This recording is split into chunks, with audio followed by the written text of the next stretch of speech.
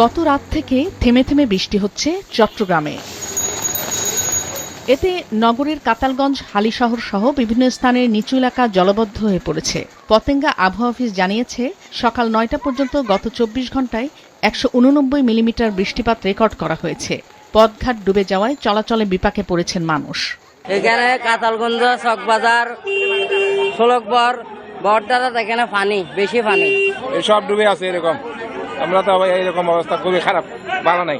আমাদের অনেক কষ্ট হয়ে যাচ্ছে, গাড়ি স্টার্ট বন্ধ হয়ে গেছে, এখন করতে হচ্ছে, তো ঠেলে আনতে হচ্ছে গাড়ি।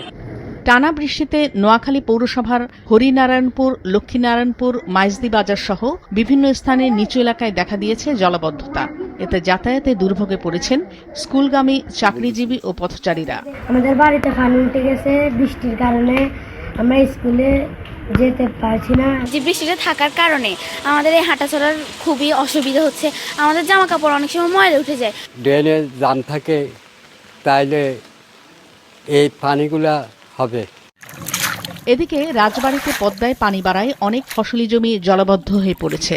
সড়কে পানি থাকায় নৌকায় চলাচল করছেন অনেকে। চারণভূমি তলিয়ে যাওয়ায় দেখা দিয়েছে গোখাদ্যের সংকট।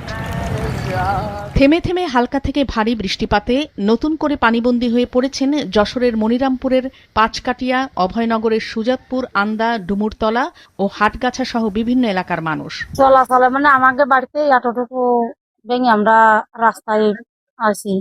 আর দুদিন পরে তো বেরোনোরও জায়গা থাকছে না। হাঁটু পানি হয়েছে, এখন এরপরে মাজা একটু ডুবে না, মাজা আরো বেশি হয়ে যাবে।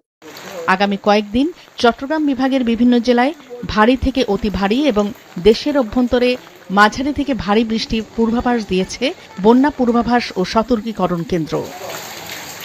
নাদিয়া আফরিন, মাছরাঙা নিউজ ডেস্ক।